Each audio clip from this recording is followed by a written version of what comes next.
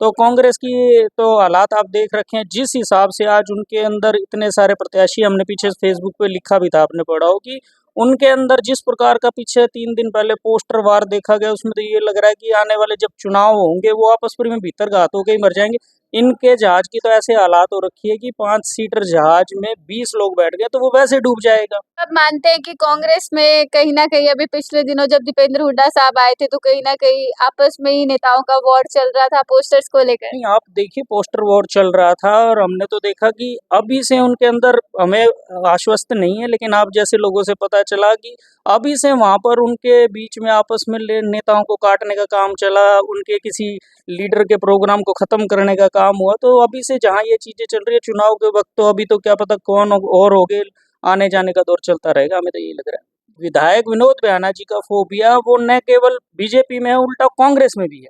तो बीजेपी के अंदर तो ये डर बना हो कहीं विनोद बेहाना जी चले ना जाएं, कि और कांग्रेस के अंदर ये फोबिया चल रहा है कहीं विनोद बेहाना आ ना जाए। नमस्कार, मैं तान्या मेहता और आप देख रहे हैं मेन मुद्दा है। इस वक्त फिलहाल मेरे साथ आम आदमी पार्टी से हरियाणा लेवल पे यानी कि स्टेट लेवल पे यूथ प्रेसिडेंट सचिन जैन जी मौजूद है, जो फिलहाल हांसी शहर में भी काफी ज्यादा एक्टिव दिखाई देते रहे हैं। चाहे कोई भी मुद्दा हो, किसी भी तरीके का मुद्दा हो, हमेशा ये आवाज उठाते रहे हैं। तो फिलहाल इनसे बातचीत करते हैं। नमस्कार सर। नमस्कार। मेन मुद्दा है कि सभी दर्शकों को मेरा प्रणाम जी। 2-3 महीने बाद विधानसभा का चुनाव है, लेकिन अभी फिलहाल जिस तरीके से हम देखें, आम आदमी पार्टी का एक तरीके से जब से केजरीवाल साहब जेल में गए हैं, वजूद कहीं ना कहीं खत्म हो गया। और अगर हम हरियाणा की बात करें तो हरियाणा में कहीं भी कुछ भी बात होती दिखाई नहीं देती। आम आदमी पार्टी के जो मुद्दे हैं, जो आपस की लड़ाई है, वो कांग्रेस वर्सेस बीजेपी ही हमेशा रही है। इस पर क्या कहना चाहेंगे? देखिए, जो सबसे पहले आपने कहा कि आम आदमी पार्टी केजरीवाल जी के जेल में जाने के बाद वजूद की लड़ाई लड़ रही है, तो ऐसा बिल्कुल नहीं है।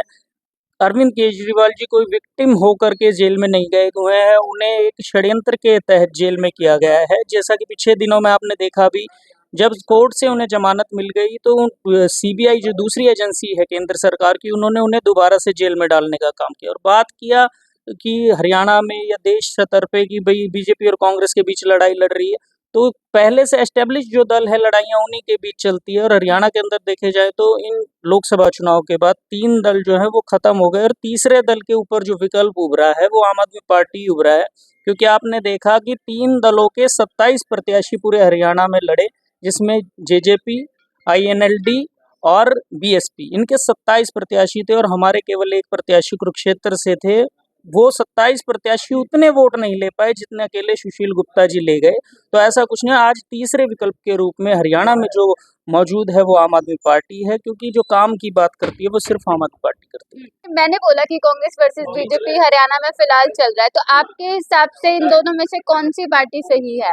देखिए, उन लोगों का काम है जाति की, धर्म की राजनीति करना, और आम आदमी पार्टी का काम है काम की राजनीति। तो यहाँ पर आज के दिन काम की राजनीति और वर्सेस ऑल पार्टीज चल रहा है, और आम आदमी पार्टी जो है वो अकेले आज देश के अंदर काम की बात करती है, तो सिर्फ आम आदमी पार्टी। मतलब जो पहले कांग्रेस पार्टी हरियाणा में इतने साल रही है, उसको लेकर क्या कहना चाहेंगे? देखिए, राज सबने किया, हरियाणा के अंदर बात करें कांग्रेस ने भी किया, बीजेपी अभी कर रही है, इनेलो ने भी किया, जेजेपी साझेदार के रूप में किया, और इनेलो में भी उन्हीं का राज था। लेकिन आम आदमी पार्टी ने केवल 10 साल के भीतर आपने देखा जो छाप छोड़ी काम के आधार पर, वो कोई पार्टी नहीं छोड़ पाई।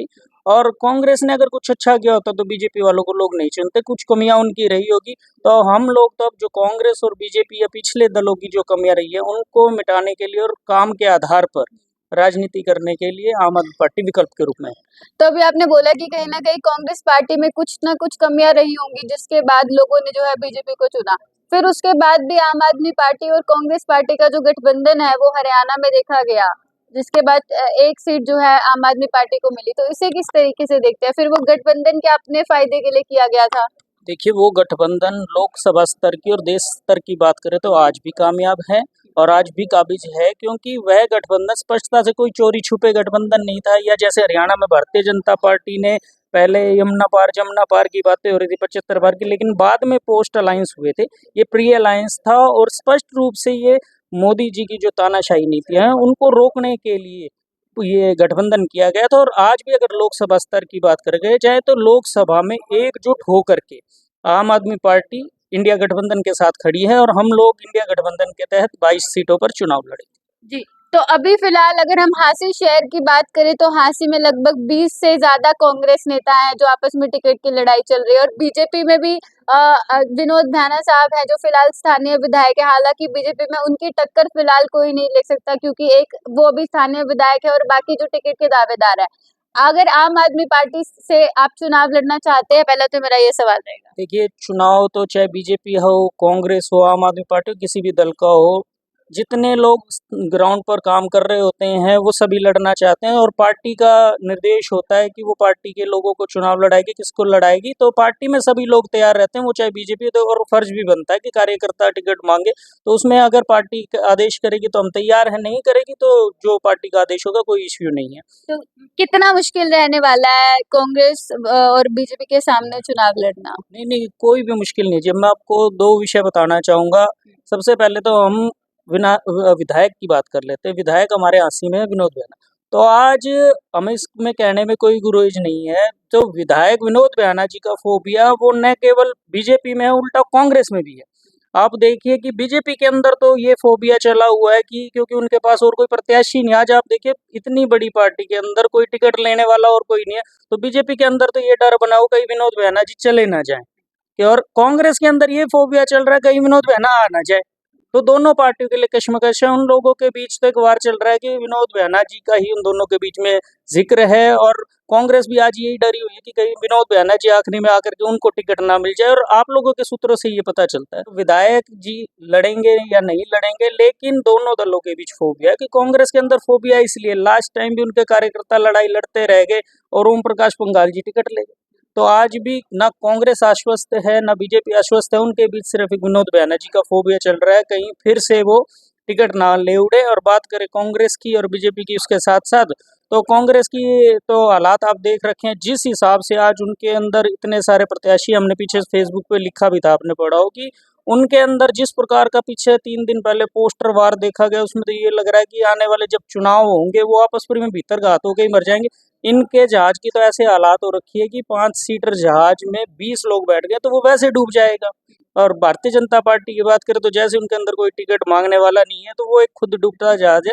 तो दोनों जहाज अपने आप में कश्मकश कर रहे हैं। एक यूँ लगा लीजिए ज्यादा वजन से डूब रहा है, एक के अंदर कोई सवारी नहीं। मतलब आप मानते हैं कि कांग्रेस में कहीं ना कहीं अभी पिछले दिनों जब दीपेंद्र हुड्डा साहब आए थे तो कहीं ना कहीं आपस में ही नेताओं का वॉर चल रहा था पोस्टर्स को लेकर? नहीं, आप देखिए पोस्टर वॉर चल रहा था और हमने तो देखा कि अभी से उनके अंदर, हमें आश्वस्त नहीं है लेकिन आप जैसे लोगों से पता चला कि अभी से वहां पर उनके बीच में आपस में नेताओं को काटने का काम चला, उनके किसी लीडर के प्रोग्राम को खत्म करने का काम हुआ। तो अभी से जहां ये चीजें चल रही है चुनाव के वक्त, तो अभी तो क्या पता कौन और हो गए, आने जाने का दौर चलता रहेगा, हमें तो यही लग रहा है। जी। तो चलिए, आपने बोला कि आम आदमी पार्टी का मैनिफेस्टो क्या रहने वाला है? हरियाणा में चुनाव 3 महीने बाद है, किन मुद्दों पे आम आदमी पार्टी चुनाव लड़ेगी? आम आदमी पार्टी ने कल अपनी गारंटीज लॉन्च कर दी है। हमारी 5 गारंटीज हैं और पहली बात तो आपको मैं बता देता हूँ कि देश की राजनीति के अंदर जो गारंटी कल्चर लेकर के आए थे वो अरविंद केजरीवाल जी लेकर के आए थे और उनको गारंटियों को पूरा करने का काम किया। हालांकि उसको चुरा करके बाद में मिथ्या प्रचार मोदी की गारंटी किया गया, लेकिन लोगों को उस पर विश्वास नहीं था। तो हमने कल 5 मुख्य गारंटियों को लॉन्च किया जो हमारे मैनिफेस्टो रहेगा प्रदेश भर के लिए। और हमारी कोशिश रहेगी कि हम हांसी के लिए अलग से एक मैनिफेस्टो या गारंटी बनाने का काम करेंगे, क्योंकि हांसी के अंदर बहुत से विषय आज सिर्फ हांसी के अंदर देखा जाए तो विकास सिर्फ रोड को फाड़ करके बनाने का और चौक को बनाने का है। हांसी के लोगों को इससे आगे नहीं बढ़ने दिया जा रहा है कि कब यहाँ पर स्कूल्स बनेंगे, कब यहाँ पर मल्टी स्पेशलिटी हॉस्पिटल बनेगा। हम देख सकते हैं हांसी के अंदर एक बहुत विशालकाय बिल्डिंग तो खड़ी है सिविल अस्पताल के रूप में, लेकिन वो सिर्फ रेफर करने का काम करते हैं। आपको या मुझे कभी कोई चोट लग जाए तो हमें पहले आधा घंटे की देरी तो इसी में होगा कि हिसार जा करके हम रेफर होंगे, फिर हमारा क्या इलाज हो पाएगा। तो हमारी मुख्य 5 गारंटियां रही, जिसमें सबसे पहले 24 घंटे और मुफ्त बिजली, 300 यूनिट हम फ्री देंगे। उसके बाद आपको बेहतरीन स्वास्थ्य सुविधाएं, उसके बाद युवाओं के लिए रोजगार और आपका जो मुफ्त पानी। तो ये हमारी 5 मुख्य रूप से गारंटियां रहेंगी। तो अभी आने वाले समय में कोई दौरा वगैरह हांसी शहर में आम आदमी पार्टी का कुछ कार्यक्रम कुछ होने वाला है? अभी आने वाले हफ्ते 10 दिन के भीतर हरियाणा के अंदर 45 जो है रैलियां सुनीता केजरीवाल जी, भगवंत मान जी, संदीप पाठक जी और डॉक्टर सुशील गुप्ता जी जो हमारे प्रदेश अध्यक्ष हैं उनकी होगी। उसी कड़ी में एक रैली जो है वो झांसी के अंदर भी होगी। उसके बारे में जल्द ही आपको जैसे ही पार्टी के आदेश हो गए आप लोगों को बताया जाएगा। तो फिलहाल वीडियो में आप कमेंट्स करके बता सकते हैं कि आने वाले विधानसभा चुनाव में आप आम आदमी पार्टी का रोल किस तरीके से देखते हैं और कहाँ पर देखते हैं। फिलहाल वीडियो को ज्यादा से ज्यादा शेयर करिए, जुड़े रहिए मेन मुद्दा है के साथ। धन्यवाद।